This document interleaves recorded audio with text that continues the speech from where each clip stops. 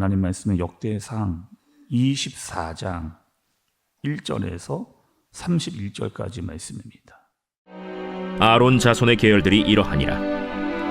아론의 아들들은 나답과 아비후와 엘르아살과 이다말이라. 나답과 아비후가 그들의 아버지보다 먼저 죽고 그들에게 아들이 없으므로 엘르아살과 이다말이 제사장의 직분을 행하였더라.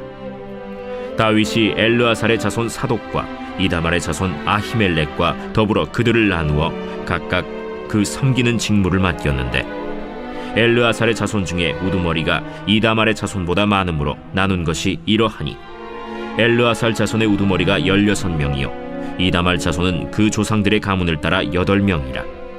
이에 제비 뽑아 피차에 차등이 없이 나누었으니 이는 성전의 일을 다스리는 자와 하나님의 일을 다스리는 자가 엘르아살의 자손 중에도 있고 이다말의 자손 중에도 있음이라.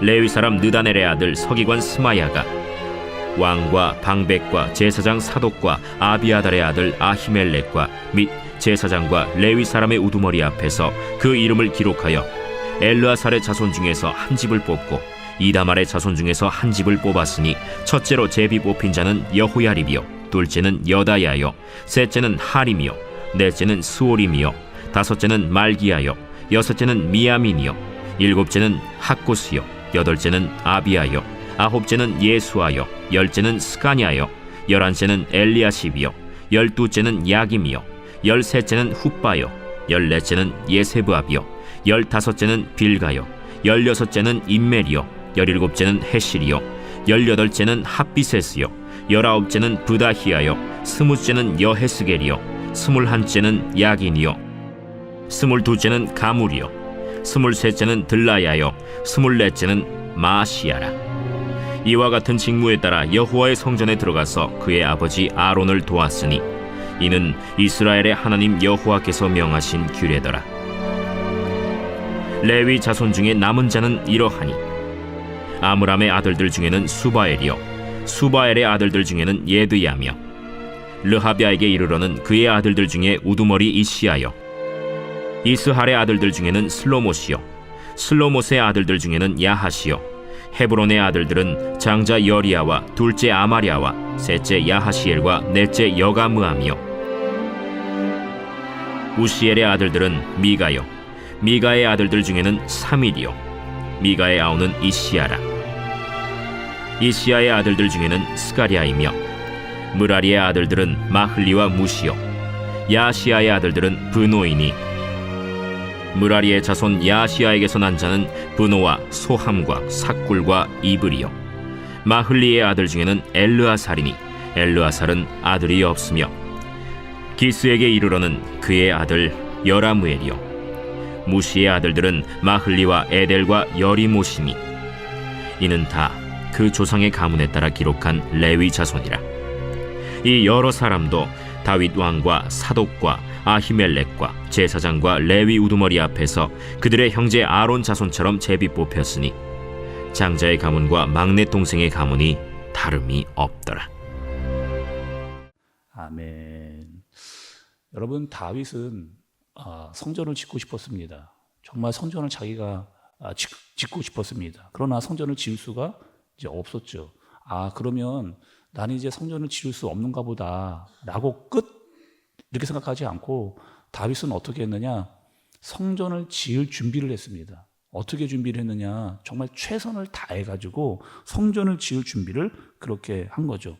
성전을 지을 만한 어떤 재료만 준비한 게 아니고 그 모든 재료들을 다 준비한 다음에 성전 안, 그러니까 그 성전 안에서 제사를 준비해야 될 사람들도 이 다윗이 준비를 했습니다. 그래서 어제 말씀에 우리가 레위인들을 다 불러드렸잖아요.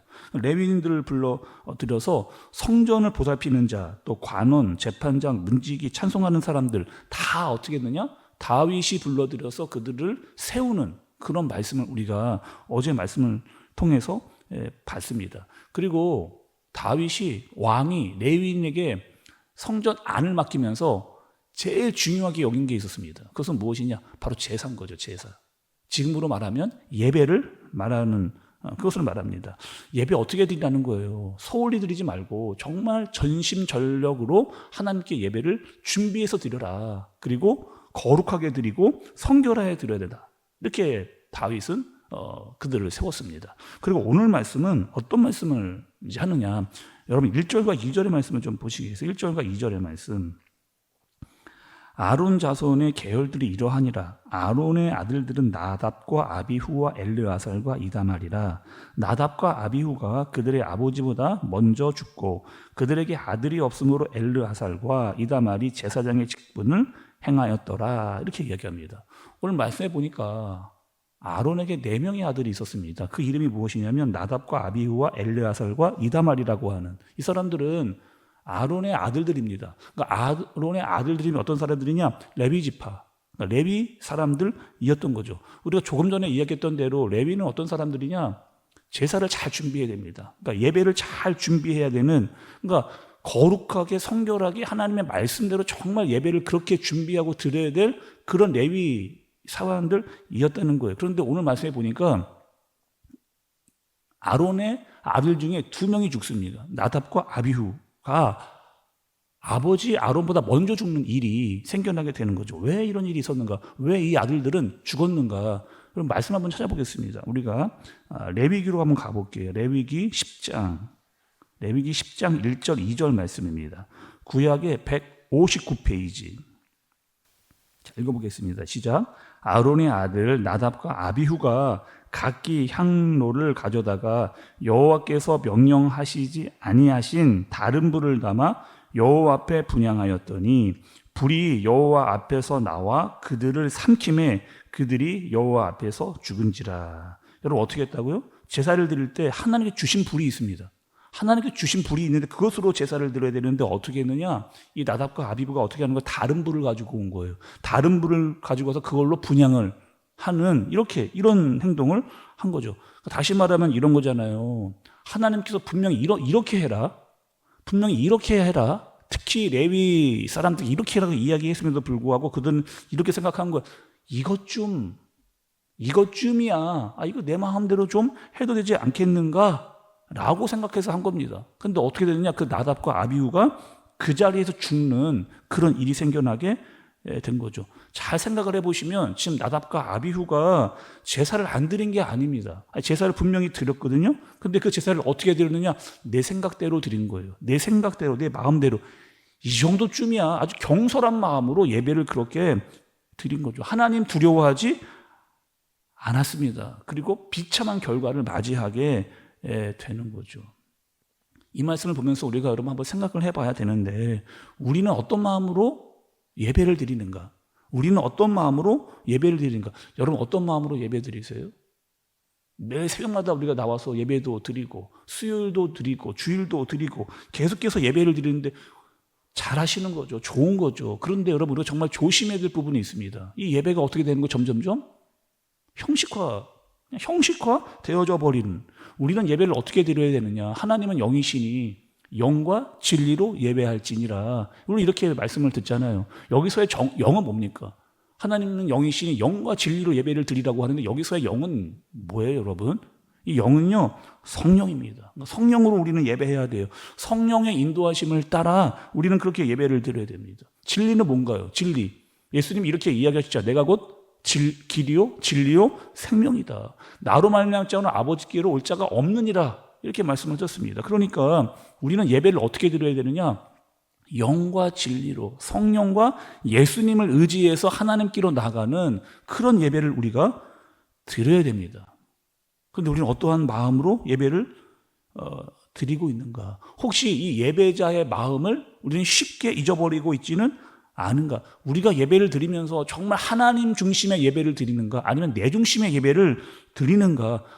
예배를 드리는데 내가 은혜를 받아야 돼요. 내가 감동을 받아야 돼요. 내가 좋아야 되고 내가 기뻐야 되는, 혹시 이런 마음조차도 하나님 중심의 예배가 아닌 내 중심의 예배를 드리고 있는 것은 아닐까? 그리고 하나님은 정말 어떠한 마음으로 내가 예배에 나오기를 바라고 여러분 계실까요? 이 부분을 우리가 놓쳐서는 안 된다는 거죠.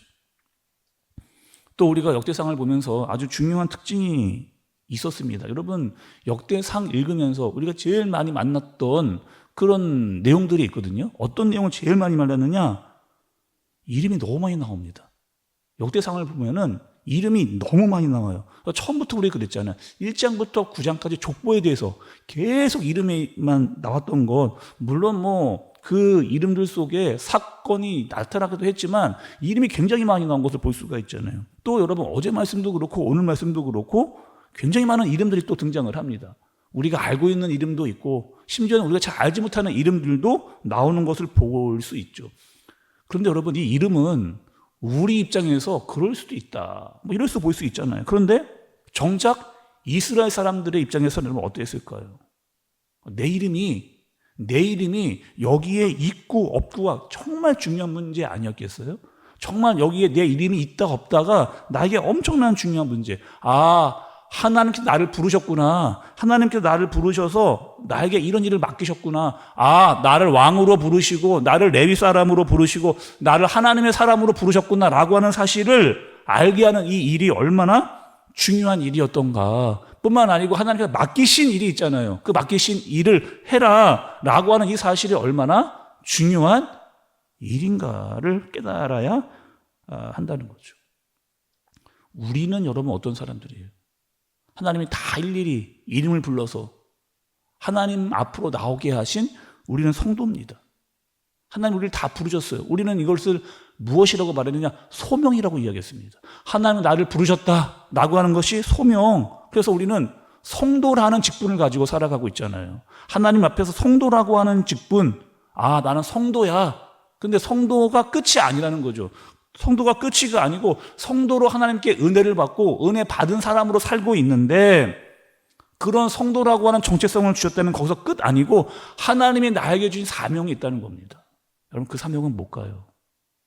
나를 성도로 부르셔서 소명을 주셨는데 그 소명의 끝 아니고 그 성도에게 주신 사명은 뭘까요? 예배자로 사는 거죠. 우리가 예배자로 사는 겁니다. 그것이 우리의 사명이에요. 그래서 우리를 예배를 드릴 때도 예배자이고 세상에서도 우리는 예배자로 사는 겁니다. 뿐만 아니고 맡기신 일이 있어요. 우리가 예배자일 뿐만 아니라 우리는 사명자입니다. 우리에게 맡기신 일이 있어요. 교회도 있고 세상에서도 있습니다. 그 일을 감당하라는 거죠.